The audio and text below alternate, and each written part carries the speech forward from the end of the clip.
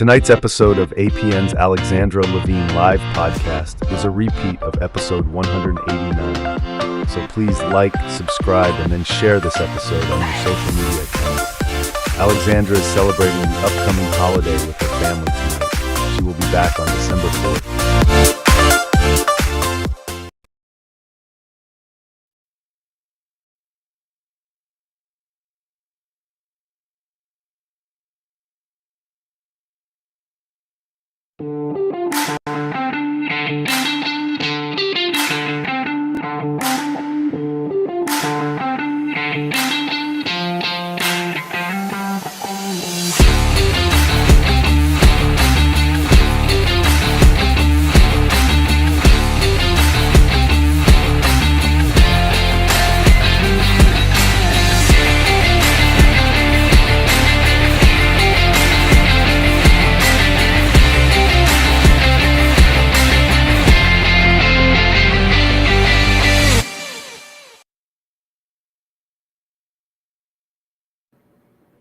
Well, hello, everyone. Hello, this is Alexandra Levine live with the America's Pulse Network. You are all in tonight with me, Alexandra Levine. We have a major show tonight with major breaking news. The House of Representatives passed 427 to 1. Let's put up that slide. The next slide, not that one. There we go. We need to make that a little bit bigger, which I know we can do because I've seen it done. There we go. So I can read it. Break. The House passes legislation forcing release of the Epstein files, a measure endorsed by President Trump 427 to 1. Now it goes to the Senate, where lawmakers are expected to amend the bill and send it back to the House. Trump has said he will sign it. The only one that said no was Clay Higgins, Republican. And I can tell you breaking news that the Senate approved this bill. It was a unanimous approved vote. Now it goes to President Trump. Well, he will sign what they call the Epstein Files Transparency Act. President Trump, as you know, we'll talk about this in segment 1. He said, release the Epstein files. Let's just get it done. Get it out of my life because there's nothing about me in it. This obsession with the Epstein files is going to come to an end very, very soon. I know a lot of Republicans and Democrats were pushing to release the Epstein files. The Democrats, of course, want to release them for a negative connotation because they think that President Trump was compromised in the Epstein files. Some of the Republicans, especially the alt-right hardcore conservative part of the Republican Party in the House of Representatives, they want it released because they want to release the names. They want Epstein's victims' names released. But the contradiction is that Thomas Massie and Marjorie Taylor Greene, they said that they were going to name all 80 victims plus, and they never did. Now, the DOJ, out of respect to the victims, they were doing everything they could to redact their names because a lot of these victims didn't want their names put out there. And a lot of the victims to this day don't want their names put out there because it's very traumatizing to them what happened to them.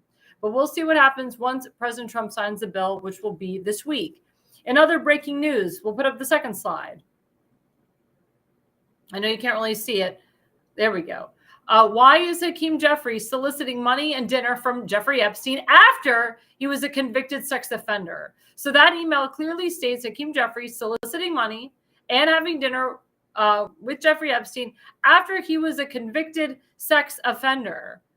That's why this whole thing is so asinine. Everything that the Democrats claim that President Trump has done, they do it themselves.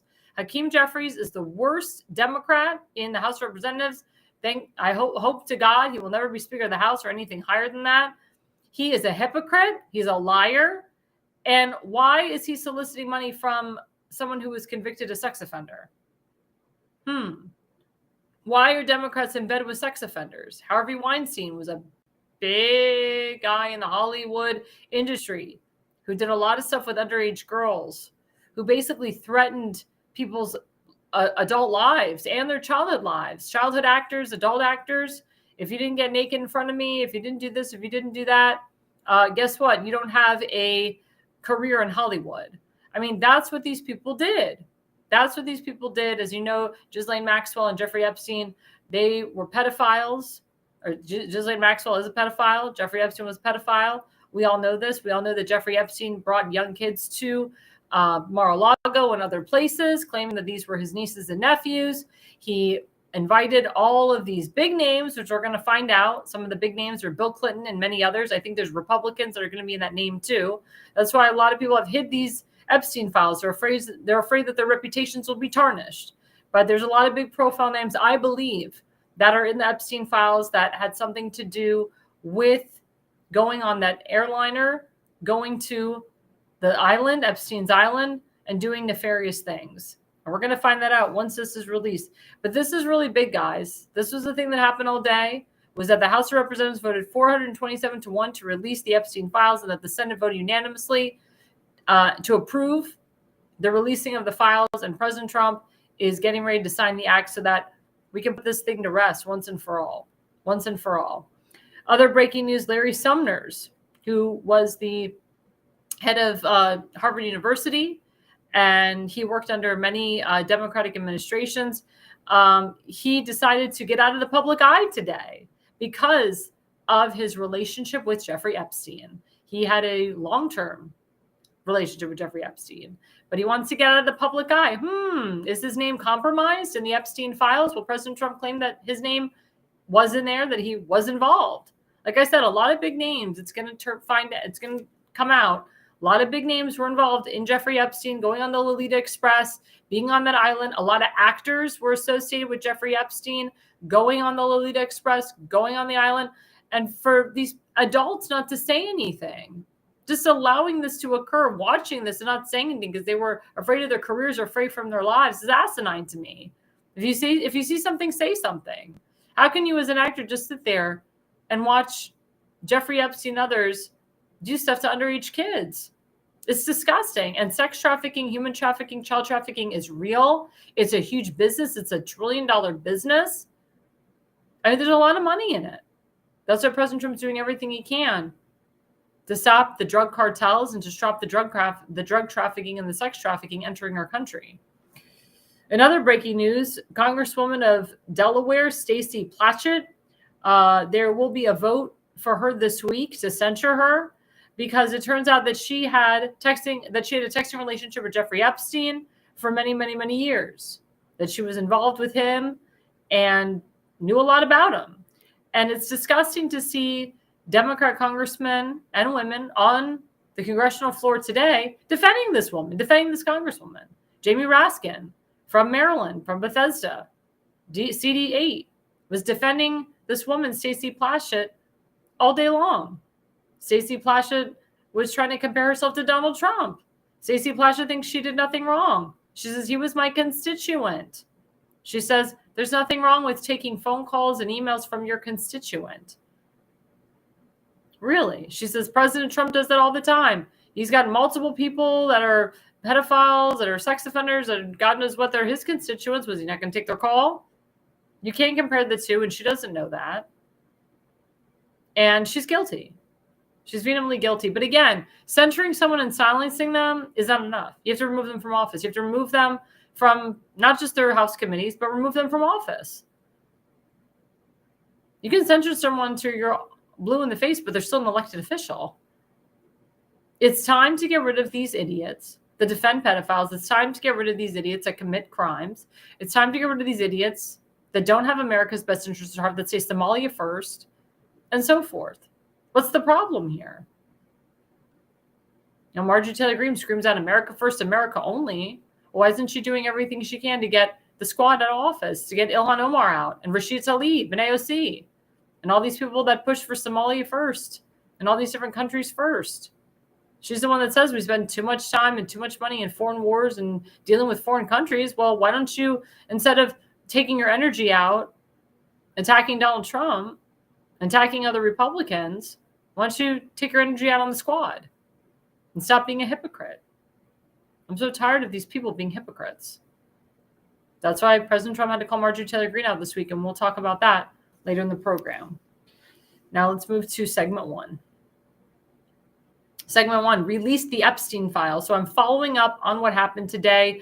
Again, I will repeat, the House passed 427-1 to release the Epstein files. The Senate approved unanimously. President Trump will be signing that bill, and we will let you know. It's probably going to be sometime this week. Could be Thursday, could be Friday, could be tomorrow. But he's ready to sign. It's called the Epstein files Transparency Act. Let's put up the first slide. So President Trump has reversed his stance on releasing the files, this was a couple days ago, related to the Jeffrey Epstein case, now urging House Republicans to take back efforts to make the documents public, which they're going to do. Again, President Trump calls on House Republicans to release Epstein files, breaking from earlier opposition. Let's put up the second slide. So this one is hilarious. This has been shown all over X and Facebook. It shows Bill Clinton wearing a dress because, as you know, he famously did some stuff on a navy blue dress, Monica Lewinsky's navy blue dress, put a cigar up her you-know-what, and did other things in the Oval Office and allowed her to do other things like give fellatio to him while he was on the call with Yasser Arafat in the Oval Office. So the Clintons invited Jeffrey Epstein to the White House 17 times. But Democrats think the guy that kicked Epstein out of his country club is the pedophile. See, this is what people need to understand. Everyone says, oh, President Trump was friends with Jeffrey Epstein. He knew about him. BS. No, he didn't. No, he didn't. I mean, President Trump, he was involved in Hollywood. He was involved with a lot of producers because he was on Apprentice, Celebrity Apprentice. He was a Democrat. He was friends with a lot of these actors and actresses and a lot of these big movie producers. But he didn't know the depths and the inner workings of Jeffrey Epstein. He didn't know this guy was a pedophile. This guy would bring over young kids to Mar-a-Lago. And when he found out that they were not his nieces and nephews, he threw him out permanently. He not only banned him from Mar-a-Lago, he banned him from all Trump properties. But Bill Clinton, who has a standing phone log, a standing relationship with Jeffrey Epstein for many years, invited him to the White House 17 times, was friends with Ghislaine Maxwell. Ghislaine Maxwell was at Chelsea Clinton's wedding. There's a picture of Ghislaine Maxwell at Chelsea Clinton's wedding. And there's a lot of corruption between Ghislaine Maxwell, the Epsteins, and Chelsea Clinton's husband's father. They have a lot of illegal business dealings going on in that family. The Clintons are the ones that went to Epstein's Island, that went on the Lolita Express. And like I said, I've said on this show, there's a guy named Doug Bann. Doug Bann was the number 2 guy to Bill Clinton. He's from Sarasota, Florida. His father is David Bann. They're attorneys, or he was an attorney in Sarasota. The Banns always protect their asses. David Bann has been accused of racketeering and many other things, but for some reason he always gets himself out of trouble. But Doug Bann, he came out a few years ago exposing the Clintons, exposing Chelsea, spoke to a reporter about it, and he's now in hiding. He had to leave Teneo. He was the president CEO of Teneo. He stepped down as the president CEO. He was living up in New York in a high-rise apartment with his wife and kids. He's not living with them anymore. He has gone underground in a deserted place. We don't know where it is unless he gets subpoenaed. And they need to subpoena him. They need to subpoena Doug Bann so that we can find out the truth about Bill Clinton and his dealings on Epstein Island, because Doug Bann was the one that told Bill Clinton not to go to the island. And he told Bill Clinton's Secret Service not to go either. But of course, wherever the president goes, Secret Service has to go with him. So Secret Service knows. So you got to subpoena the Secret Service. You got to subpoena Doug Bann. Enough is enough. I know Doug Bann is in fear of his life because he exposed his old boss, who he loved and cared for. But he saw what Bill Clinton was doing, and he didn't like it. And he and Doug Bann and Chelsea Clinton did not get along at all. There's a big relationship there. Big tumult between the two. It was written in this article by this reporter. And Doug Bann had issues with Chelsea Clinton's husband and her family, or excuse me, his family, Chelsea Clinton's in-laws. So again, it's asinine to me. It's asinine to me that Bill Clinton, we all know that he was on Epstein's Island, is not in jail. And maybe with the release of the files, maybe these victims will have some vindication. Maybe Bill Clinton will go to jail after this. Who knows? But President Trump did not want this lingering over his presidency. And a lot of people didn't like the way that he handled the reporter when they asked Pam Bondi about, what did you say on Fox News? You said you had the files on your desk. Pam Bondi had something on her desk, but it wasn't the full file, wasn't the full enchilada. The DOJ, the former DOJ, the former FBI, they protected these files from all of us. They redacted a lot of the victims' names. And there was a lot of information that was erased, shredded. And Jeffrey Epstein has proven that he did work for the Mossad and the CIA. So did Ghislaine Maxwell. Ghislaine Maxwell's father also worked for the Mossad, which is the Israeli CIA and FBI. And if you give up the Mossad, if you give up what the Mossad tells you, it's not a good thing. If you give up Israeli intelligence, Israeli secrets, it's not a good thing either. And so Ghislaine has been pretty much hush-hush throughout this whole thing. But I know she's saying everything she can to get her sentence reduced and to get out of there. But she even said to Todd Blanche, who works under Pam Bondi, there's no blacklist. There's no list. Never heard of this list. And she contradicted a lot of things that people thought. But somebody said today, we can't release the files unless there's massive redactions. So a lot of people are like, oh, well, there's going to be a lot of redactions. That means we're not going to get the full story. That means it's going to be another cover-up. But President Trump wanted to release these files his way and the way he knows how. Not by Congress telling him what to do or the Senate telling him what to do, Marjorie Taylor Greene telling him what to do. No. President Trump is the president of the United States, and he will release whatever he wants to at his own time. He said we have to get back to the country, to helping the country. This is a huge distraction. And the Democrats are obsessed with trying to expose me for something I didn't do. I wholeheartedly believe that President Trump is not a pedophile and he was not involved in any of this. And evidence will show, the files will show when they're released that his name is not even involved, that he's not compromised in all of this. Why do you think Prince Andrew had to withdrew all of his titles, his royalties, because he was involved with Jeffrey Epstein, went to the island. Everybody knows it. He was exposed. That's why they stripped him of all his titles. He can never be king, never be prince anymore. He screwed himself. But we all have to look into the truth here, guys. I know a lot of people had a bad taste in their mouth.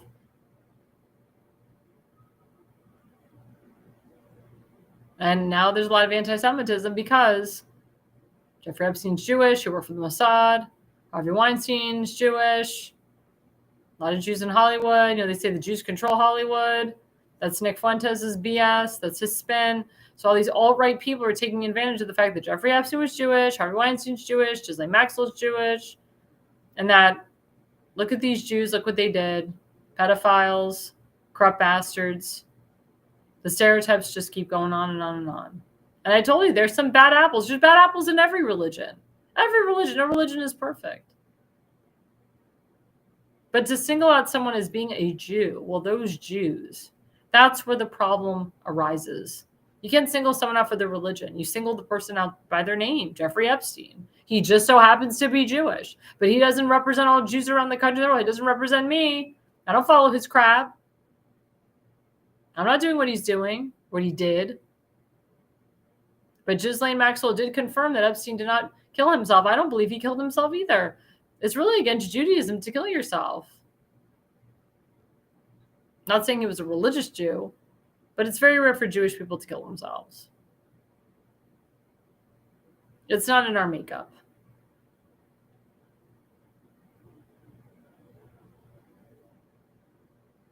So everyone needs to come to the conclusion that Jeffrey Epstein as the man was a bad hombre. And just because President Trump took a picture with him or he was at Mar-a-Lago a few times doesn't mean that he engaged in that similar activity. As we said before, the minute that President Trump found out what he was about and what he was doing, he banned him from Mar-a-Lago for life. Let's put up the next slide. And this idiot, going back to the the Epstein files, as I was saying earlier, Delaware Congresswoman Stacey Plackett, Jamie Raskin, the damn Democrat mofo congressman from Maryland, he said prison staffers fired after stealing Ghislaine Maxwell's attorney, client emails and funneling them to Representative Raskin, who then leaked the stolen material to media under a fake whistleblower label. Again, prison staffers fired after they stole Ghislaine Maxwell's attorney. They stole the attorney-client emails and funneled them to Jamie Raskin. Why would they funnel them to him? Oh, Jamie Raskin's an attorney. This sounds like blackmail and corruption at the highest level. Jamie Raskin should be going to jail for this. Why is he involved here? Why did he get client emails? Why were they funneled to him? Would he threaten them? Would he compromise them? Was he got something on him? And then they funneled them to him, and then he leaked the stolen material to the media under a fake whistleblower label. Because he can't say, hi, I'm Jamie Raskin, I have the evidence. He had to go under a fake whistleblower label. This is so disgusting. Again, disgusting on so many levels. I feel sick about this. And this freaking congressman's getting away with it. He's a Democrat. Hashtag not my Jew. Hashtag never a true Jew. Hashtag idiot. And I'm so tired of him. I'm really sick and tired of him. Leaking stolen material to the media. Why would anybody trust Jamie Raskin with anything? He's disgusting. He's a twerp. And he has the audacity to go on the congressional floor and defend this Stacey Platchek girl who texted Epstein back and forth, left and right. He defended her today. So sick. He defended her knowing and willingly that he had Ghislaine Maxwell attorney's client emails and they were funneled to him and then leaked them. Why isn't this big news? Why isn't he arrested? There's a lot of people out there that need to be arrested for doing corrupt things, like Eric Swalwell and Adam Schiff. But what Adam Swalwell and Eric Schiff did was just minor things compared to the big picture. But Jamie Raskin did big things. And he's still a congressman to this day. These are the people that you fire. These are the people that you put in jail. You don't just censure them and silence them. You get rid of them. But you bring them to justice. Why are these idiot congressmen getting away with all this? And then you have left-leaning lunatic Democrats like Cory Booker and so forth that feel like they're the next bench generation of Democrats. But the days of Steny Hoyer and Chuck Schumer and Nancy Pelosi are gone because they're dinosaurs, but they represent a modern / centrist Democrat era. People like Cory Booker, people like the Squad, they represent this hardcore left-leaning Democrat Party, which is really in the minority, not the majority.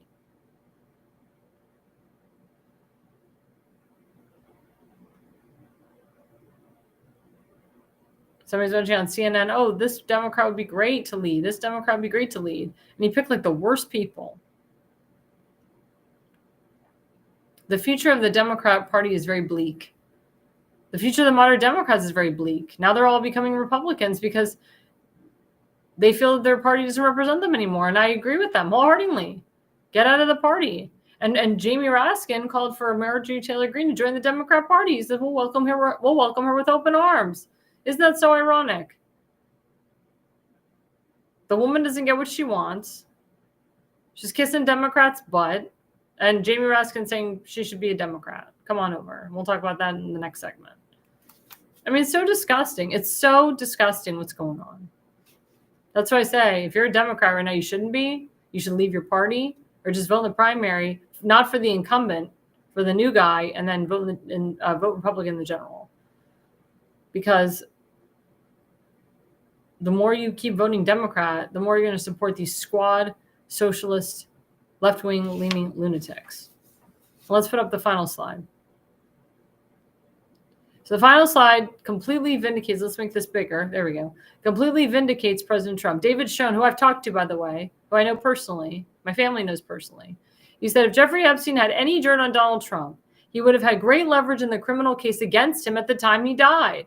The fact that he unequivocally said he had none ought to shut down unequivocally said he had none, there we go, ought to shut down the false claims otherwise, but facts are no obstacle to political attacks.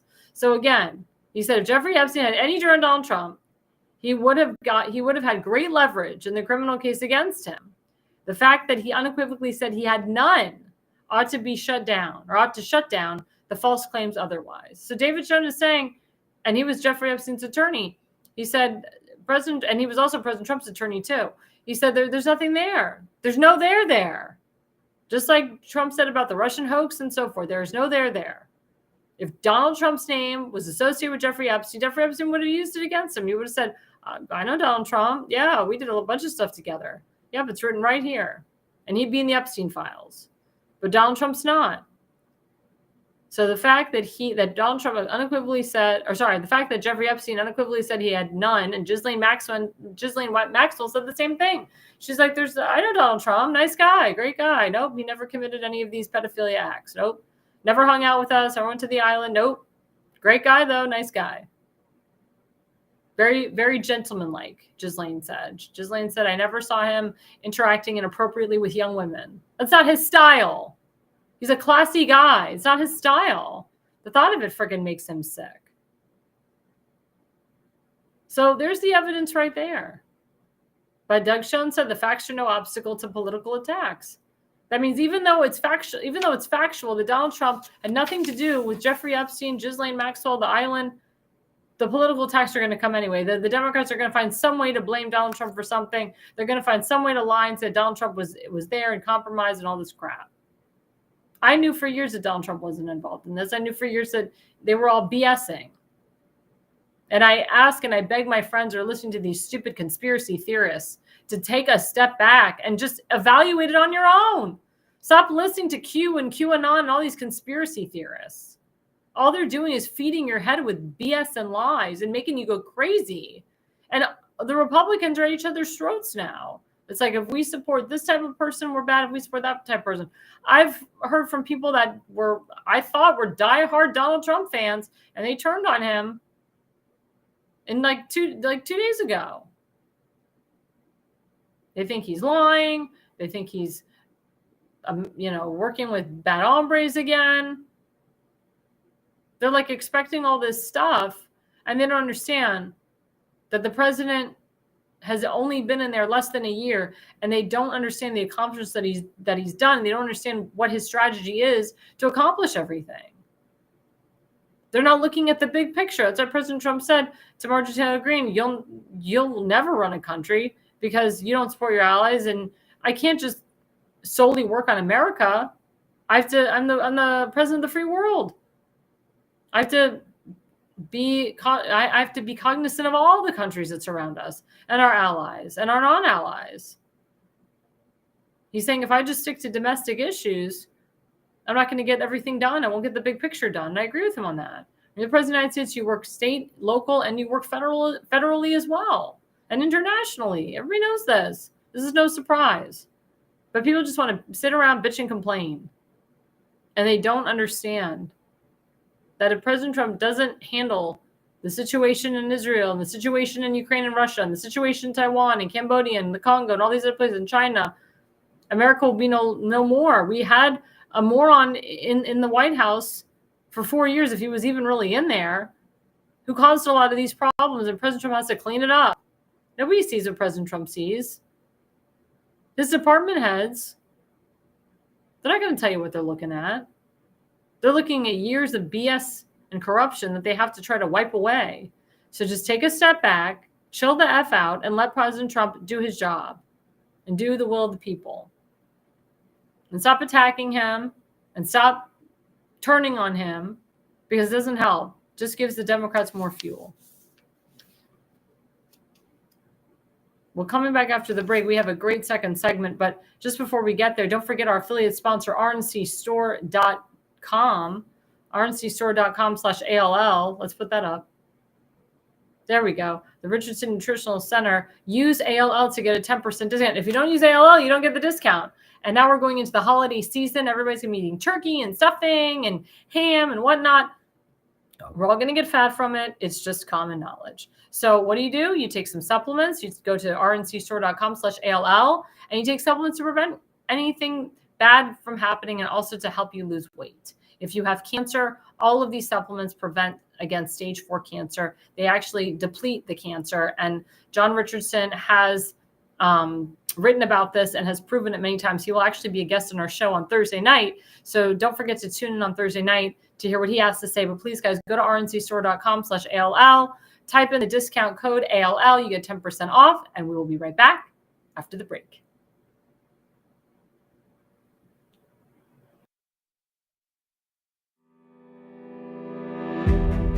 Hi, I'm Alexandra Levine. I'm a professional opera singer, actress, TV, and radio personality.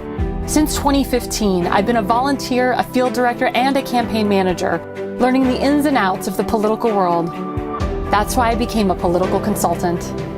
My job is to lead you to victory with organization, structure, and the mindset of winning for your district or state. With my guidance and direction, I can keep you focused on the things that matter to the people and advise you on key issues that need to be addressed. If you're a serious candidate that is serious about winning, then book a consultation with me today. Go to levineconsulting.co. You'll be happy you did.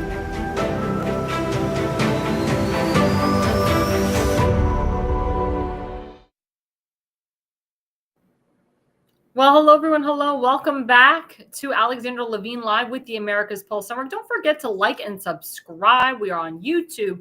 We're on Rumble. We're on TikTok. We're on True Social. We're on Instagram and Parler. And just go to @America's Pulse Network and click like and subscribe. I just want to say thank you to my viewers tonight for Radio Telefono, number 2, and everyone else who's watching out there. I know you guys are watching, not commenting. We appreciate your comments, though. So please, guys, I agree with Radio Telefono, too. Hopefully we'll find soon the authentic criminals involved with Jeffrey Epstein. I wholeheartedly agree with that. And again, guys, just keep the messages coming, keep the chat going. So moving into segment 2, this is really important. So this has to do with the demise and the destruction of Congresswoman from Georgia, Marjorie Taylor Greene. Now, I'll give you a little bit of background. So Marjorie Taylor Greene, yes, she was an avid Trump supporter. She said for 60 years, she was loyal to him. She was like the first woman in charge that believed in the America First movement and the MAGA movement. And people said she was a spitfire. I mean, she said some things that were kind of off the wall. She said a lot of things that Q and QAnon were spewing out. Some people thought she meant it. Some people thought she was just putting out there to get a reaction. But President Trump was very supportive of her. I mean, she would go on the campaign trail with him. She would campaign with him. She'd speak at rallies for him. But the girl's gone a little bit off the deep end in the last few weeks. And actually, I believe that it started when Speaker Kevin McCarthy became the Speaker of the House. There is a picture of her taking a selfie with him, all happy that he's the Speaker of the House, because under Nancy Pelosi, she was banned from being on her House committees. She wasn't on any committees. So when Speaker McCarthy came into the scene, she was reinstated and she got to be on her committees. A lot of people think that there was a lot of backdoor deals done to get her back on her committees. A lot of people accused her of having an affair. The woman is a known adulterer. She cheated on her wife. She cheated on her husband. Oh my God. I don't know why I did that. She cheated on her husband while she was in office, and they got divorced while she was in office. She's got multiple, I think she's got like 3 children with him. She's a very smart businessman on her own. She's a very wealthy woman on her own, but the woman has increased her salary within a year. I mean, she's like worth $1 million plus. And they're like, where did all this money come from? Because when you become a congresswoman or congressman, you only make like $100,000 plus a year. You don't make that much. Now the woman's worth $1 million. And she disses AIPAC all the time. AIPAC is a Jewish not conservative. It's a Jewish PAC, which mostly helps moderate Democrats. It does help more liberals than Republican Jews. I have begged AIPAC to fund and help facilitate Republican Jews like my friend Randy Fine and so forth. But they tend to work in districts that they feel they can win. And they primared out a couple people from the squad. I've begged them to primary out more people from the squad. I'm begging them to primary out Senator Chris Van Hollen from Maryland, but we'll see what happens. But, you know, she has attacked AIPAC, attacked the, quote, Israeli lobby that's in D.C., and it's not good. It's not good to constantly attack Israel, to constantly attack people that are Jewish. people that are part of this Israel lobby. And now her friend Matt Gaetz is on the train with her, and Tucker Carlson, and a lot of other people. And she's pushing towards that alt-right movement of the Republican side. But a lot of people were saying that she's actually leaning more Democrat because she's like kowtowing to the Democrats. And the other day she was on CNN. Now she's on all these left-wing news network stations that never had her on before. And they put her on there. And she says, I'm so sorry for all the rhetoric, and I'm so sorry that I was rude. We need to all come together. We need to all be nice. And she even praised Nancy Pelosi on The View. By her going on The View, it really screwed her relationship with Donald Trump. Donald Trump and her had a great relationship. And what happened was she wanted to run for Senate in Georgia. And she came to President Trump and said, look, I want to run for the U.S. Senate in Georgia. Will you help me? Will you support me? Will you endorse me? Well, he took a look at the numbers. And he said, before you even get in the gate, you're like 22 points behind the rest of the primary people. He's like, you're 22 points behind the primary. He said, it doesn't matter if I endorse you or not. You will not win. My endorsement will not matter. You will not win. So she was upset that she didn't get the full endorsement and support from President Trump. So as a result, she has pushed further and further away. So you can say that she was kind of all about power and herself rather than America first, and just like forgetting the loyalty that she had for President Trump. And President Trump's all about loyalty, and she lost his loyalty by going on The View, by hanging out with left-wing people, by talking like a Democrat, by actually saying she supports the H-1B visa program, and then turns around and does a 180 and says, I don't support it. So she's been flip-flopping on a lot of her issues lately, and, pushing the Epstein files. That was a big thing that she did. But, saying I'm America first, I'm America only. And President Trump's like, thank God I don't have this woman leading our country, because you have to support your allies. You have to work with your allies. You have to support Israel, and you have to get your foreign policy under control. And she doesn't believe in that. She thinks we spend too much money on foreign wars. And she doesn't, and she actually lied and blamed President Trump and said that he put us into wars with Iran and so forth, which is a lie. President Trump is a peacemaker. He wants to end these wars. He's actually done everything he could to end the wars. And furthermore, we don't have boots on the ground in Israel. We don't have boots on the ground in Gaza. We don't have American boots on the ground in Ukraine and Russia. We don't have that. So I don't know where she comes off saying that President Trump is wasting our money and putting us into wars. He's not Joe Biden. Not at all. So President Trump, he redacted his endorsement for her, says he's going to primary her, find a primary challenger. And he's hashtag had enough of her baloney. Let's put up the first slide.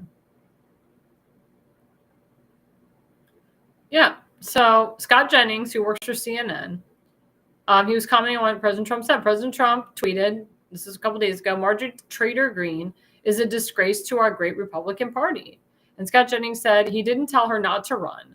What she didn't say was that he sent her a poll privately, discreetly, and it had information in it. And it showed her down 20 points to Senator John Ossoff. That's what I was talking about. In politics, when you want to send a message to someone that you like or that has been an ally, you don't embarrass them publicly. You privately send them information and show them what the reality is. So I told you a private conversation that Marjorie Taylor Greene had with President Trump. What did that moron do? What did Marjorie Taylor Greene do? She exposed it to the country, to the world, and says, well, President Trump didn't endorse me for Senate. Terrible. He didn't think I was going to win, blah, blah, blah, blah, blah. So this is like a vendetta that she's doing against President Trump. But after President Trump wrote that she's a traitor, Marjorie Taylor Greene today said, I endorsed and supported this man for 6 years, and he calls me a traitor.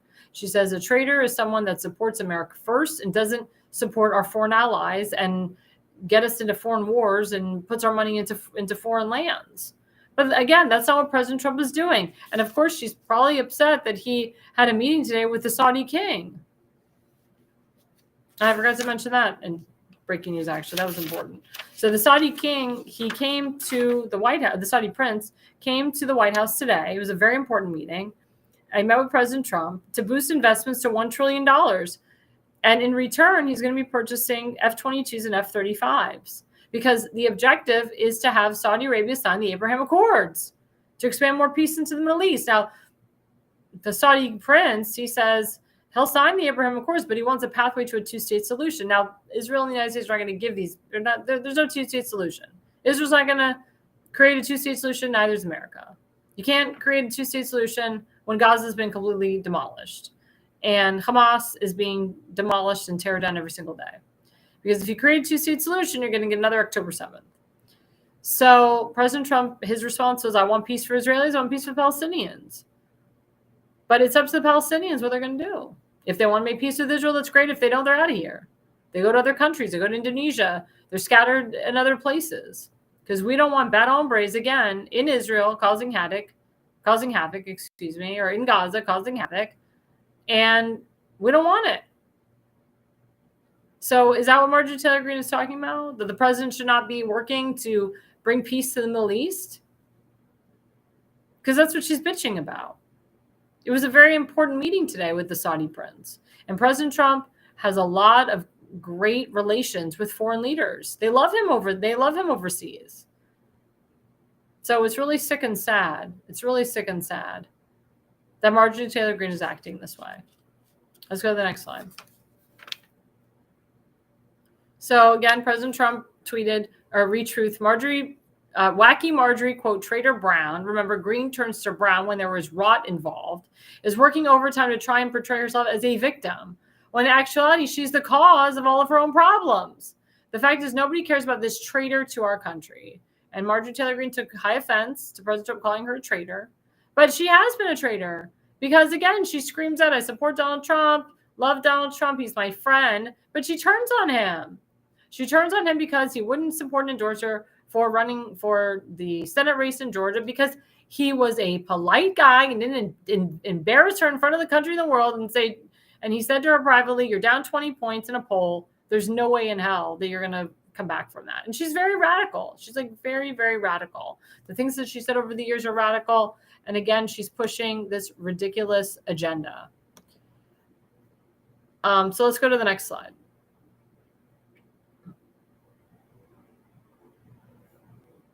Sorry. I thought I had more than 2 slides. Sorry.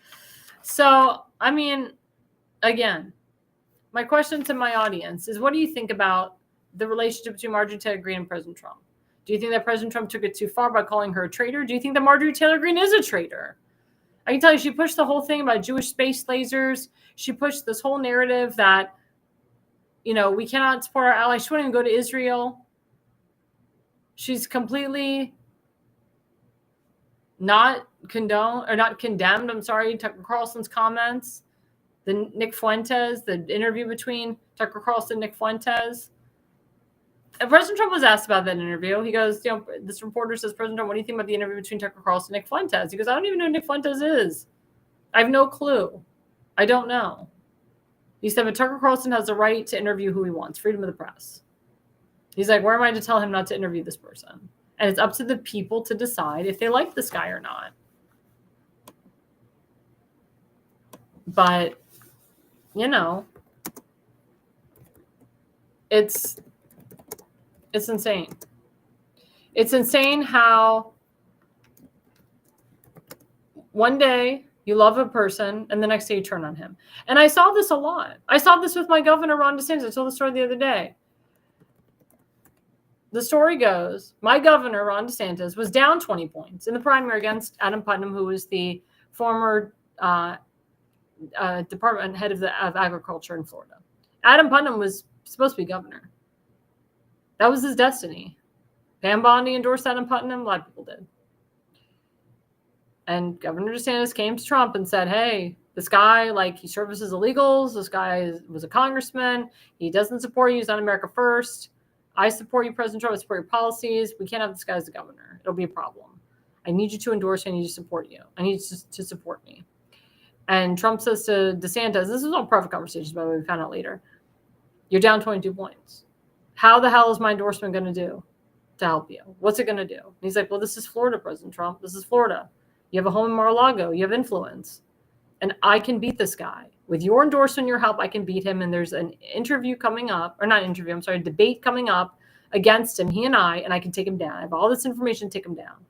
All I need is your endorsement. So President Trump said, okay, you're a good guy, Ron. Like you in Congress. I'll endorse you. We'll see what happens. So he endorses the president. Or sorry, oh my God. Oh, my brain tonight. I got so much in my brain. I get everything reversed. Is my brain this weekend. I did so much this weekend, my brain. So President Trump endorses my governor. My governor went on to do the debate against Adam Putnam. My governor kicked Adam Putnam's ass and hit him tough, minute after minute after minute. Just hit him on facts. After that debate, my governor's polls soared. And he flipped from 20 points down to 22 points up. It's all about timing. It was about timing. So President Trump toured all over Florida. I went to some of those rallies. I was VIP with my parents to those rallies. And we saw President Trump endorsing and praising Ron DeSantis with his wife there. And now years later, fast forward, what does my governor do? With the push of his wife, by the way, because I believe and I know that his wife pushed him to do this, my governor decides to run against Donald Trump for president, which was the dumbest thing ever. So President Trump feels betrayed by my governor, calls him Ron DeSanctimonious. Because if it wasn't for President Trump, my governor would not be governor to this day. He should have stayed in his lane. He shouldn't have run for president. It was dumb. It wasn't even popular to run for president. And President Trump probably feels used by that endorsement. So it's the same thing here. President Trump, if he endorses Marjorie Taylor Greene, it could hurt her, it could help him, it could hurt him, whatnot. He was trying to do the woman a favor. Instead of her saying thank you, she took a crap on President Trump and is now going on this vengeful tour against him. She claims that he's her friend, but how can he be her friend when she's tarnishing her reputation now to the point where President Trump had to retract his endorsement for her? That's really embarrassing. She should be ashamed and embarrassed, but I guess she isn't. So again, my question to my audience, do you think that Marjorie Taylor Greene should be primaried out?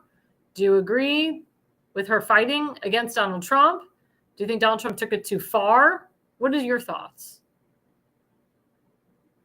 It's going to be very interesting how next year holds up if she is going to be the congresswoman of her district. And then Laura Loomer, she hinted she may move to Georgia to try to primary her out, which I know that's not going to happen because Laura Loomer's in Florida.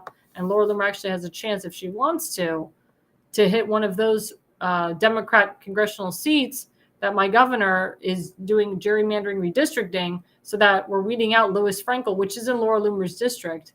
And maybe Laura Loomer will try for Congress again. We'll see. But it's going to be very interesting, guys. I want to know your thoughts on this, your opinions on this. It's very embarrassing that President Trump had to retract his statement or his endorsement for her. She should be embarrassed. She should be ashamed. Well, coming out to the break, we have our friend, Seth Eisenberg from the Conservative Corner. We're going to talk about Obamacare. Maybe we'll get into Marjorie Taylor Greene with him. We're going to talk about what happened today in the Senate with the Epstein files. I want to hear Seth Eisenberg's perspective on everything, and he will be with us after the break. Before we leave, don't forget our second affiliate sponsor is FoliumPX.org. That's FoliumPX.org. Toxic heavy metals, full body detox. We're going into Thanksgiving. We're going to Christmas. We're going into New Year's. It's time to detox your body from all of that chicken, all that ham, all of that, I say, unkosherness. But for those of you who don't keep kosher, that's fine. For those of you who do keep kosher, as you know, kosher meat is extremely heavy, full of salt. And if you like gefilte fish, like Seth Eisenberg does, you'll be detoxing all night. So don't forget, guys, go to FoliumPX.org and get your pill. It'll help detox your body, and it's free radical support. And again, we will have Seth Eisenberg from the Conservative Corner on my show right after the break. Welcome to America's Pulse Network. This is APN's very own White House correspondent, Alexandra Levine. This is so amazing and miraculous. We've never had a president in the history of our nation doing this. And we hope to God that he continues doing this forever and ever. Thank you. God bless you, everybody. And God bless President Trump. And God bless you. Hello, everyone. This is Alexandra Levine with the America's Pulse Network. I am the White House correspondent right here in the heart of D.C. as President Trump is celebrating 250 years of America and the military. Subscribe and follow America's Pulse Network on the above social medias.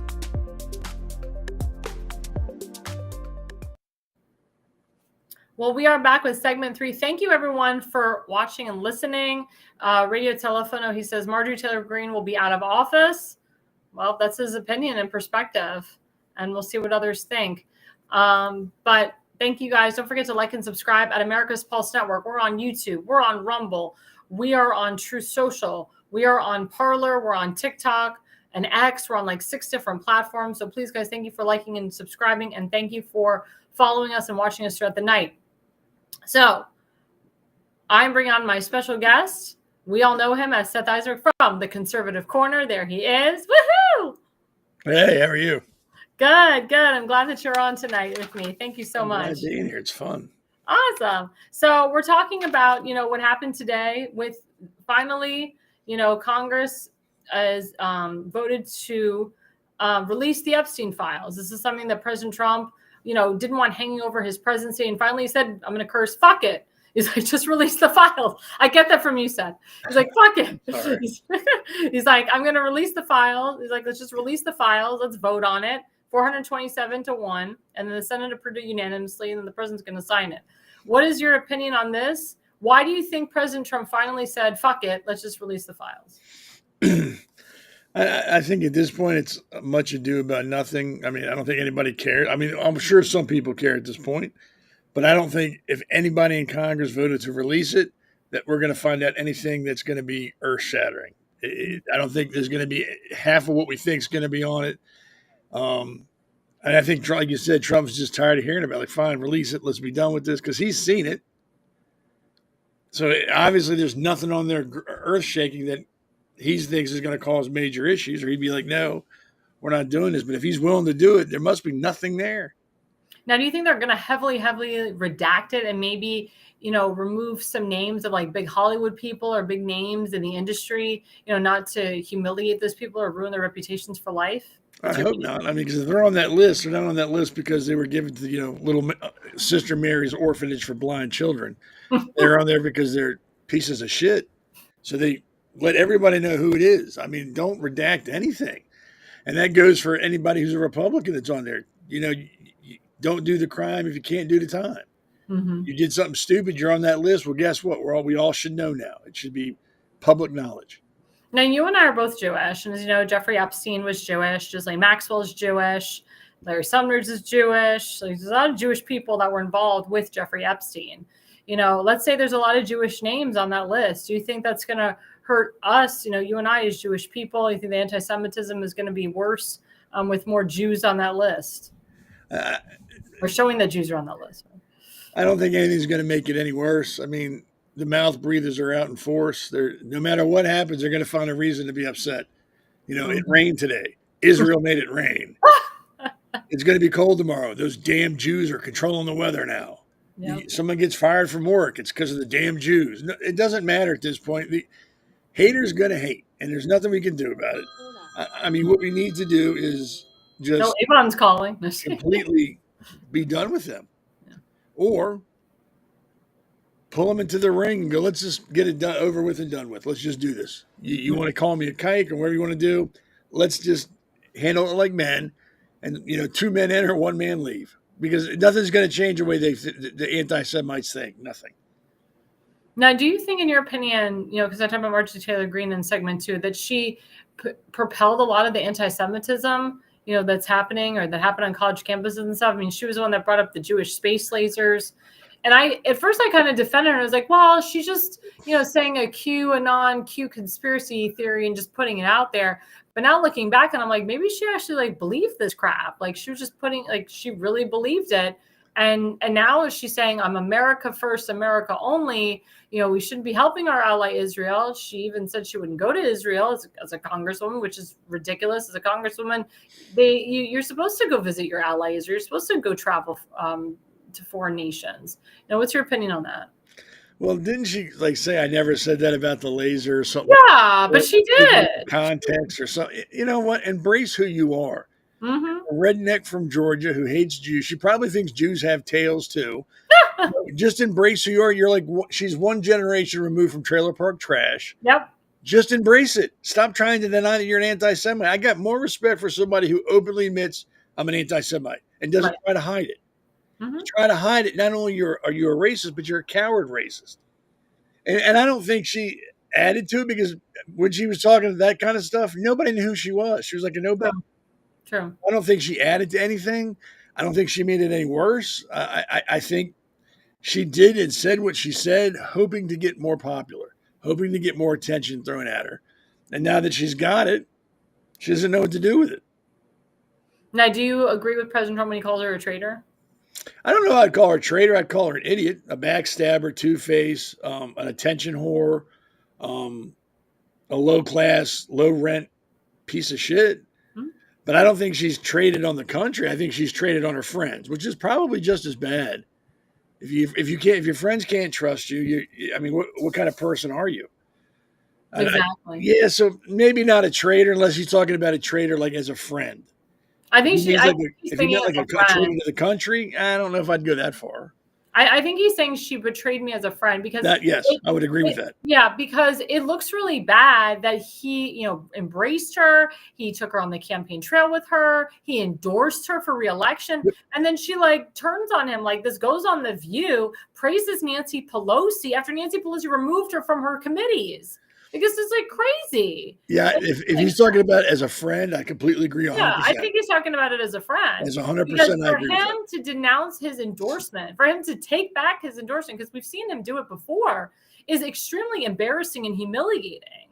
And she shouldn't be happy about that. She should look at herself in the mirror and be like, I think I really fucked up. Pardon my language. I mean, she curses more than I do. She actually curses more than you and I do combined. She's got a really foul mouth. And she's the one to talk about the decorum and about that we all should just get along. And there was moments on video where she's screaming at other congresswomen, she's cursing, she's doing this and doing that. But for her to do a whole 180 and say we need to have decorum, and I apologize for not being nice to my Democrat colleagues, what a kiss ass real POS. Who is this woman? Who is she? I think she sees her career as in its twilight, and she's trying to do whatever she can to stay there. So she's going to kiss whatever ass she can kiss, hoping that it pays off with support for a reelection. That's all I can think of. I mean, and I don't, as much as I dislike Democrats and liberals, I don't think they're stupid enough to buy into her. Oh, I'm sorry, I didn't mean to do that. I think they see her for what she is. We know you just want to be reelected. We know what's going on.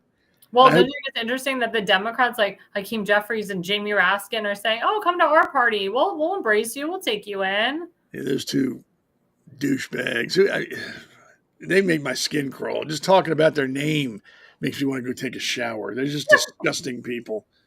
They're just as bad as she is on the opposite end. They're just do anything I can do to get support and stay in office. Mm-hmm.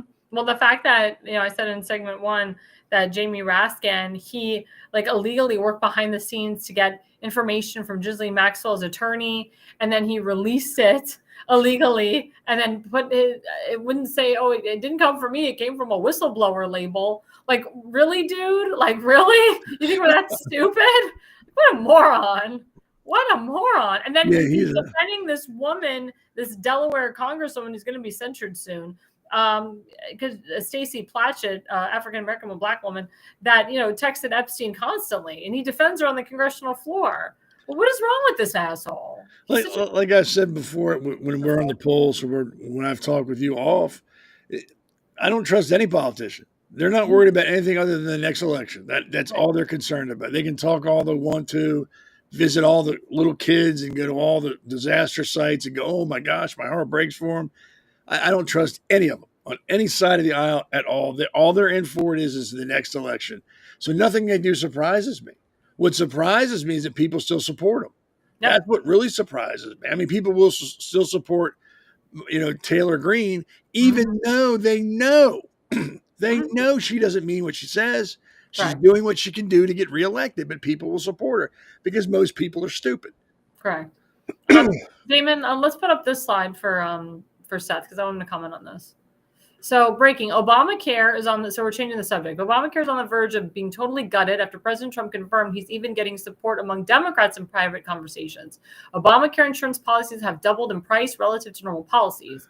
Obamacare is a 100% Democrat policy. It's always been a 100% Democrat policy. All the subsidies basically went right into the pockets of insurance companies. Send it right to the people. The fastest inflation in the economy is these subsidies thrown at Obamacare insurance, kind of like if you give a lot of student loans, tuition goes up. So Obamacare, of course, was on the table with deciding whether we were going to reopen the government or not. The damn Democrats are trying to expand Obamacare, aka the AC. They won't even call it Obamacare. It has to be called the Affordability Care Act, even though everyone knows it's unaffordable. And I'm in open enrollment right now with insurance, Right. and some people, they can't afford real insurance. So I have to tell them to go on Marketplace or go on Obamacare, take a subsidy. I can't insure those people. I personally don't insure those people. So what is your thoughts on that? What is your comment about all that? Well, number one, I do think that the insurance company and healthcare coverage needs to be tweaked. I think that there's not enough competition, so prices don't have to come down, so it stays high. And I know people who work really good jobs, make decent money, but can't afford good health insurance because they have a family. I think that's wrong. I'm not one of those people that think healthcare should be given to everybody regardless, because somebody has to work for it. So there has to be some payment, but I think it needs to be tweaked. I mean, I think Trump was talking about doing away with like only in-state, like you could go out of state to get health insurance and that would drive prices down. But of course that was voted down, I believe. There has to be some competition brought into it. I think, and Obamacare was a joke. I mean, they were modeling it after like Europe. Like, look at the countries there. They've been doing it that way for like decades.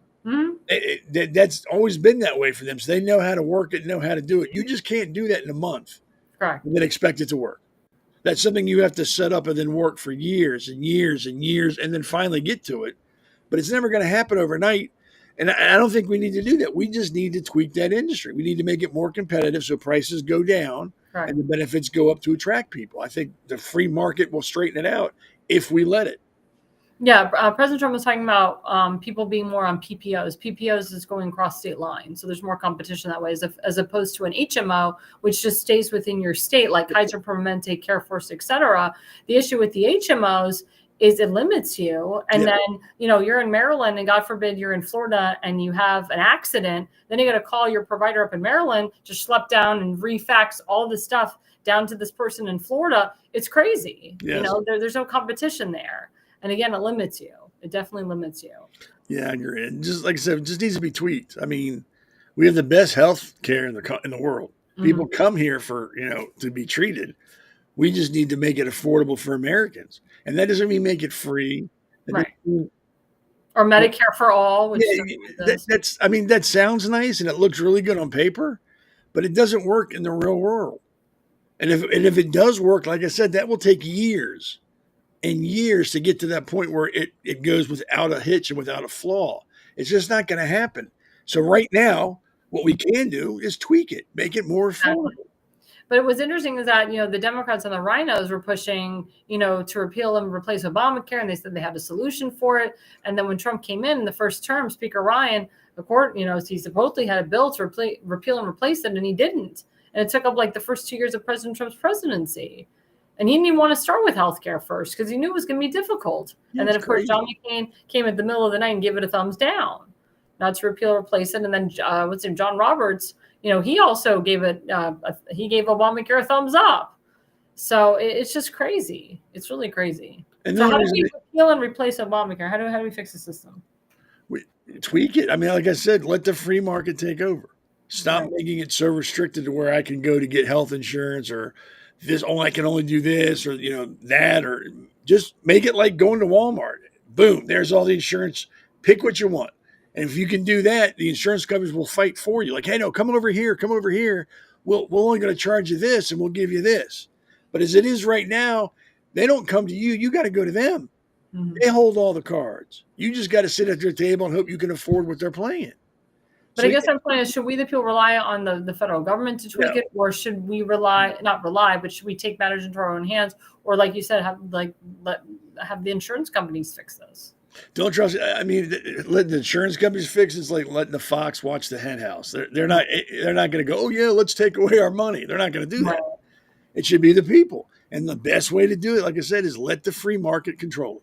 take away the restrictions of who can buy from where and for what, open it up, and then just let it happen. And they will regulate themselves. We're like, well, shit, Seth can go to this guy. I got to bring my rates a little bit lower and offer a little bit more. We're not going to get them. And that's what will happen. Mm-hmm. And that's the best way to fix it. It's not about making it free or letting the government run. I mean, look at the post office, for God's sakes. I know. We want them, the people who run that, to run healthcare? No. Let the free market do it. I think the free market is the best solution to that problem. So let's turn to foreign policy, because you and I are very strong on that. So as you know, President Trump, he hosted the Saudi king, or the Saudi prince, the prince, damn it, Saudi prince at the White House today. And, they made a deal that they were going to boost investments to $1 trillion. And the tag is that the Saudis are going to boost investments to $1 trillion, purchasing the F-22 and F-35s. And one of the biggest takeaways of this is that we want Saudi Arabia to enter the Abraham Accords. So President Trump was trying to figure out, how are we going to get Saudi Arabia into the Abraham Accords?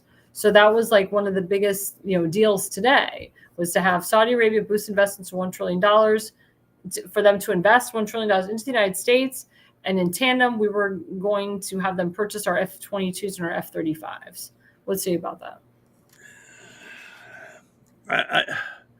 Maybe it's just because of me, maybe because I was in the military, I don't know, but I don't trust anybody in the Middle East. And that's probably wrong, but that's just the way I am.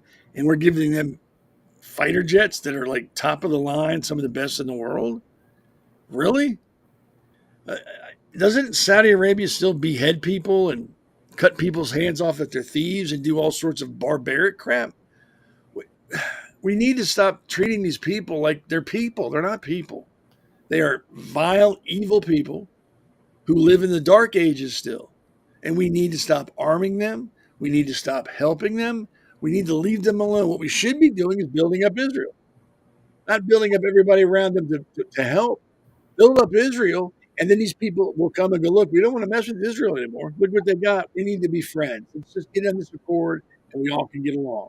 Because if not next year or the year after or 3 years, and sooner or later, Saudi Arabia is going to use those jets against us or against one of our allies. Well, I think that was one of the, that was part of the negotiating table. Like, we'll give you these planes, but you can't use them to do like another 9/11, because we don't forget. We'll always remember. And all they can do is, okay, yeah, sure, we promise. We won't do it.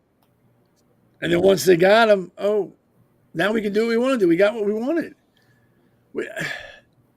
It's just me. And like I said, I could be wrong. I just don't trust Middle Eastern countries. I just don't. Well, the issue is we go back and forth, with the presidencies. Like, we know they're not going to fuck, with Trump. They're going to fuck with Trump in the White House. But then once Trump leaves, they're going to fuck with somebody else. Exactly. They can fuck with another Republican. They can fuck with another Democrat. In there, we don't know. So I know what President Trump is doing. He is thinking of the future. He's thinking, how can we procure the Middle East in the future so that we don't have another 9/11, so we don't have another October 7th happening in Israel, and that's what Netanyahu's trying to do as well. And I know this is something that Jared Kushner has been working on with Saudi Arabia for years. He does a lot of business dealings over there currently. And we just had Kazakhstan, who decided that they want to join in the Abraham Accords. I know Azerbaijan is another country that's looking into joining. And that was something that President Trump with Netanyahu worked on while they were both in office together, right, was to get as many Middle Eastern countries as possible. Because the thing is what I'm finding is that the heads of these countries, they're not so heartily the bad guys. It's the terrorist organizations that are underneath these Middle Eastern countries that are the bad guys. So what's happening now is that the bad guys of these Middle Eastern countries, they're being taken down. They're getting demolished. They're not as popular as they were under Joe Biden and Obama and so forth. And we saw that with President Trump in his first term, the lowage of the Taliban, the lowage of Aqsa Martyr Brigade, Islamic Jihad, and so forth. We're seeing that now. And we're seeing that in Iran as well. We're seeing that in Yemen with the reduction of the Houthis in Yemen. So, President Trump is dealing with the leaders, the heads of these countries that actually do support Netanyahu, that do support Israel, that don't want to have an October 7th, because they know if they F up, then they're going to have an October 7th happening in their damn country. Right. And like I said, I hope I'm wrong. I hope everybody all of a sudden gets along and all this stuff ends. But if history's taught us everything, these terrorist organizations come up, they rise up, get crazy, and then they get smacked down. That's why I agree with you. You have to kill them all. Yeah, because then things will get quiet for a couple of years, and all of a sudden someone new pops up, and now you got a whole other crop of zealot, crazy people. And there's a lot of people that agree with you and I that they should have taken them all out. They should have never gone into a ceasefire. They should have said, "We'll stop shooting when there's no one left to shoot." Yep. That's how it should have been. Yeah. But President Trump, he's trying to be the peacemaker, mediator, and all this. He doesn't have to be. No, but he's agree. If I don't do something, it's going to be hell. And then, people are going to blame Donald Trump. And Donald Trump said, I'm going to be the peacemaker. I'm going to go in there and reduce these wars and all this stuff. Well, they're going to blame him no matter what. Like with the Jews. It doesn't matter what he does. Doesn't matter how good he is or all the stuff he accomplishes. They're going to find a reason to hate him and blame him for something. Of course. I mean, it's ridiculous. It's like the dude's trying to do something good. Let's put it this way. If this were Biden and Biden were doing this, I would be happy. I'd be like, great, look what he's doing. That's awesome. Even I don't like him, didn't think he was a good president, thought he was a schmuck. But if he's doing something like that, would be stopping a war, I'm all for it. Like, that's great. Good for him. You don't have to like a person to respect what he's doing. And you got to respect that Trump's in the Middle East trying to calm all that shit down. And it's working. You got to respect that. Don't have to like the man. No one says you got to like him, but you got to respect what he's accomplished in the Middle East. Exactly. One of the main things a reporter asked President Trump when he was, I think, going to Mar-a-Lago is, what do you think about the Tucker Carlson, Nick Fuentes interview?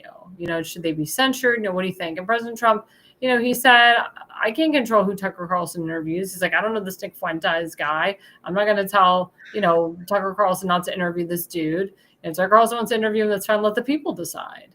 And a lot of, people were pissed off. They're like, he should have denounced Tucker Carlson. He should have denounced Nick Fuentes, blah, blah, blah.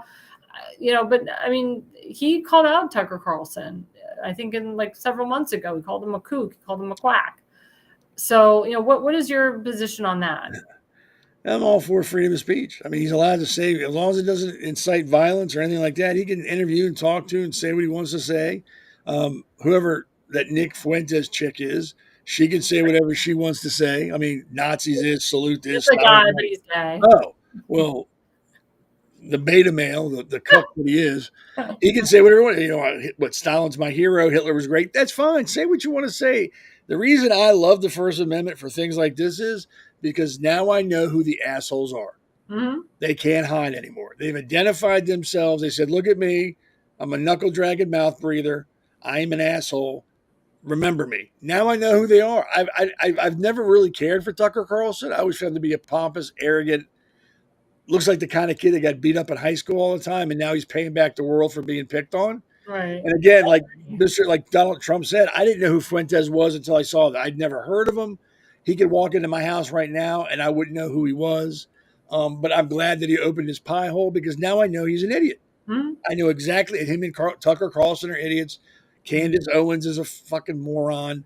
I'm just, I'm concerned. Yeah, I'm concerned because these guys had millions of followers and stupid people are listening to them. And that's what's causing, a lot of October 7th. It's causing a lot of people to hate the Jews, attack the Jews. That's why I'm a little concerned that they still have this platform. Oh, yeah. And that X allows them to have this platform and Facebook allows us to have this platform. And they do not, from what I've heard from Mr. Fuentes, he doesn't spew out freedom of speech. He spews us a lot of hate speech. He calls for a lot of demise of the Jewish people. And he always calls out Jewish people. He doesn't say one positive thing about Jews. And he's very racist. He's extremely racist. He said the other day that he wants to marry a 16-year-old, that the 30-year-old men should marry 16-year-olds because it's better, for society that way. And I'm just like, this is disgusting. And there was an episode where he actually put up gay porn on his podcast and showed the world. But yet they don't censor him. They don't cut him off. They shouldn't. I mean, it's disgusting. Because agreed, it's disgusting. But once you start censoring stuff, it never stops. Yeah, true. They'll always find something else to censor. Like, hey, gay porn. We're going to censor that. Oh, they're showing a video from a synagogue. We got to censor that. Oh, now they're talking about Jesus Christ. Got to censor that. It doesn't end. Anything you give the government, you never get back. And they just take more and more. So if you allow censoring to start, it always starts with the stuff we hate. Right. The racists, the neo-Nazis, Black Lives Matter, the Klan. It always starts with them, but it never stops until all of a sudden there's only certain books you can read and only certain TV shows and things like that. So no, I don't want them censored. Let them talk more, because eventually this fad is going to pass. This anti-Semitism crap will pass. I hope so. And then you'll have these three schmucks talking to four people, and that'll be the end of them. They'll dry up and blow away. It happened. Nothing is forever. Change is inevitable. Their time will come. So let them bask in the sunlight of stupidity and drink from the pool of inbred, because this is all going to change eventually. They're going to become nobodies, and they know it. So that's why they're doing everything they can right now to cash in and get as many viewers, because they know everything is finite. Everything is going to end for them at one point. Things will change. So let them run their mouths. Let the millions of followers they have touch themselves while they watch them, because they think it's great. Because at the end of the day, nobody cares about them. It's like when people say, well, the Klan's powerful. The Klan had it at its height, like 30,000 members. How many people are in the U.S.? What is 30,000 people? Mm-hmm. What is 1 million people? We got 300 million people in this country. It's a drop in the bucket. That's nothing. I don't care about them. And eventually, like I said, people will lose interest in them, and they'll become punchlines to a joke. I hope so. I really do. It will. It will. Trust me. I wouldn't lie to you. It's going to happen. I mean, even though you lie about me and say I like gefilte fish, that's horrible. I did that on purpose because I know. Ugh. Now I got the shivers thinking about it. It's like jars of snot with chunks in it.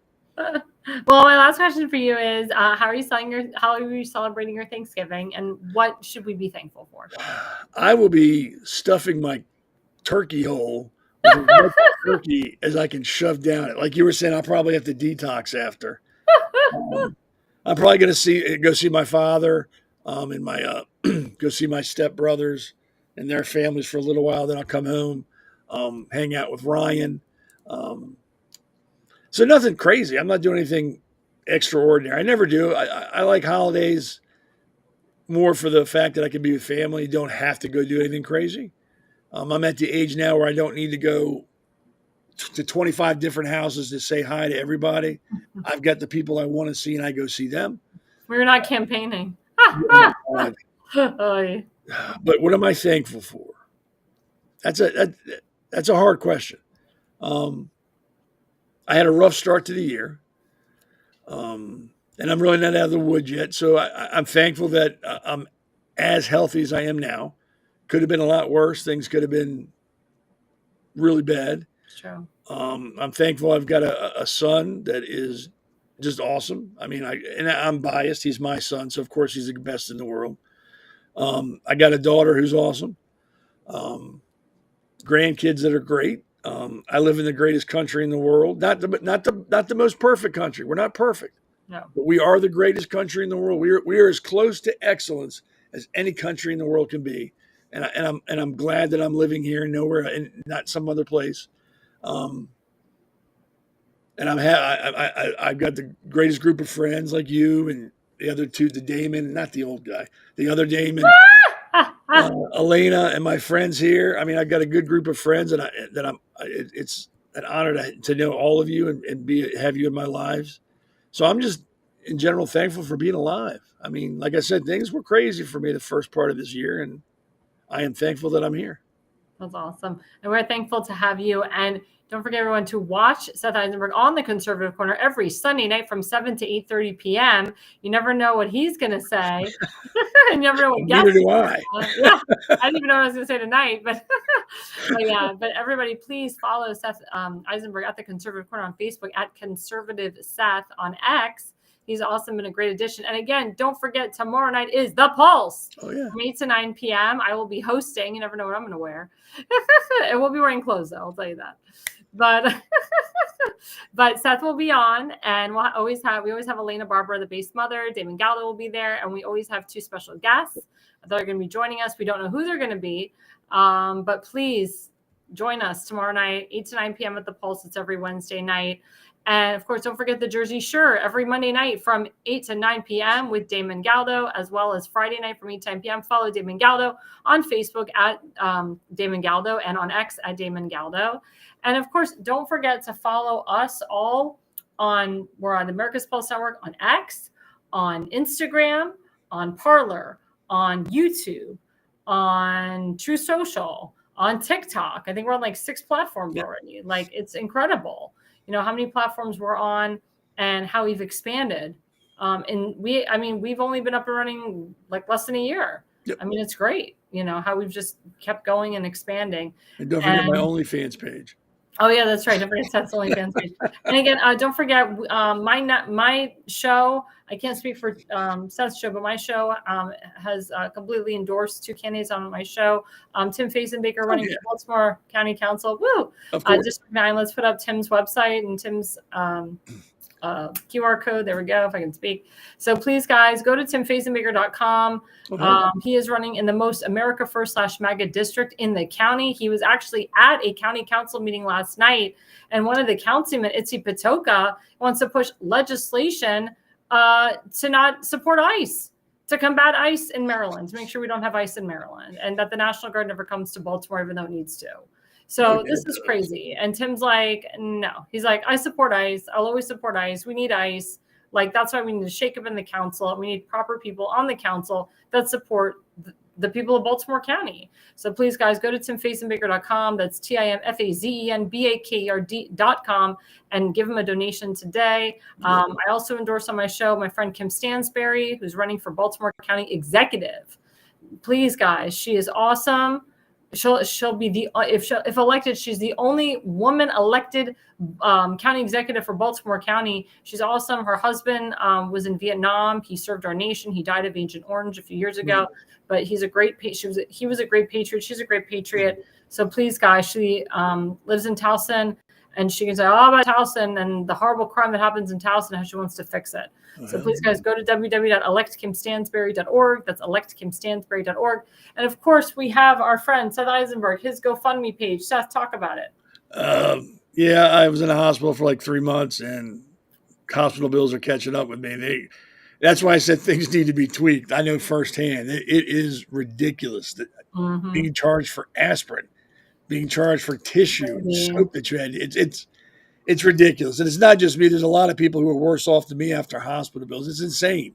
It's really, it's humbling, the amount of money and how fast it racked up. It's if it weren't for friends and family and this GoFundMe, I am pretty sure I'd be living under an overpass, eating out of dumpsters right now. It was that much money. It's incredibly quick. It wasn't. And I also want to thank the VA, because I finally got to go to the VA for my final out of the 5 surgeries. I did my last surgery. And if it weren't for them, I don't know what would be going on. So Dr. Guilford at the Martinsburg VA Hospital in West Virginia is by far the most talented, compassionate, intelligent doctor I have ever dealt with. And I can't say enough good things about the VA hospital in Martinsburg, West Virginia.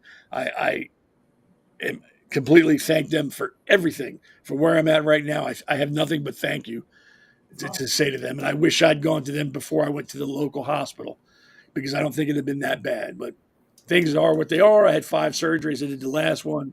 But yeah, it's crazy. And it's not just me. Like I said, there's thousands of other people who are deeper in debt because of hospital medical bills than I am. It's staggering. Staggering. Well, thank God that you still have a foot, and thank God that you're alive. That's important. Oh yeah.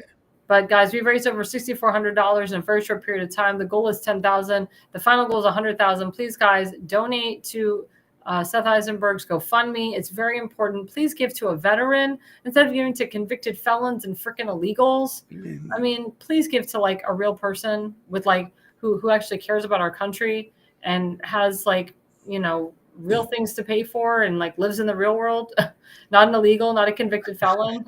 Like seriously, like please don't give money to Luigi Maggione, who's like going to be dead soon. And with the guy who killed Charlie Kirk, I mean, he's going to be dead soon too. So like, don't give money to that. Like give money to Seth Eisenberg. This is crazy. But again, guys, go ahead. And I hate talking about it. I don't like. I know. I'm sorry. No, it's sorry. okay. I don't like. It's awkward for me. Well, we appreciate you, and we will always support you. I know. I'm just saying that's me. I don't. When I ran for office, I could never, ever ask anybody for money, which is why I never won, because I had. Are you really Jewish? I know. It's weird. I can't. That's why people hire me. That's what Tim hired me. He's like, Alexandra, get me money. Well, if I knew you back then, I'd have hired you too. There you go. You can hire me now if you want to run for something. I don't want to run again. I was just kidding. But yeah, guys, we are in campaign season, campaign mode. As I told you, I am a political consultant. I own my own political consulting firm. If you do need somebody, please contact me, levineconsulting.co. I don't just help in Maryland. I help nationwide. And, you know, we got to get the right people in office because that's what I'm all about. So please, guys, again, thank you guys for watching. You can always follow me, Alexandra Levine, on Facebook, Alexandra Levi20 on X, AR Levine 85 on Instagram, TikTok, Parler, True Social, YouTube, and all the rest. And the reason you listen, guys, and the reason you watch is you are no idiot. America's Pulse Network. The mainstream media is bought and paid for. The truth is twisted to fit their agenda. But America is waking up because podcasts are the future for trusted media. Welcome to the America's Pulse Network. It is a network built by patriots that upholds the Constitution.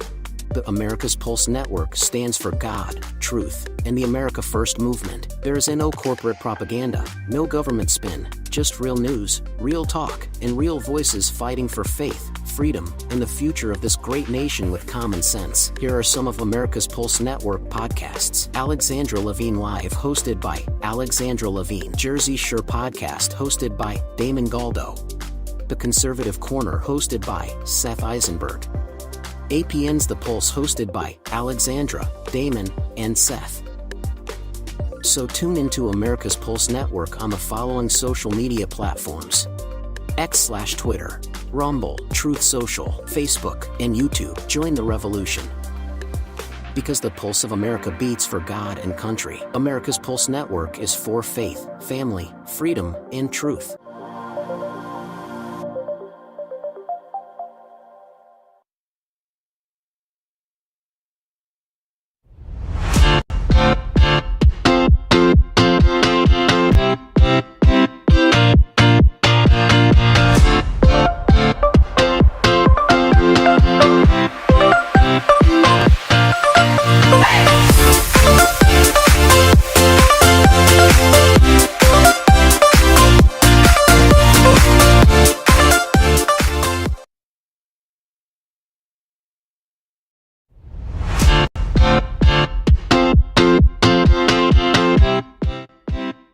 Tonight's episode of APN's Alexandra Levine Live podcast was a repeat. Alexandra will be back on December 4th with her live podcast.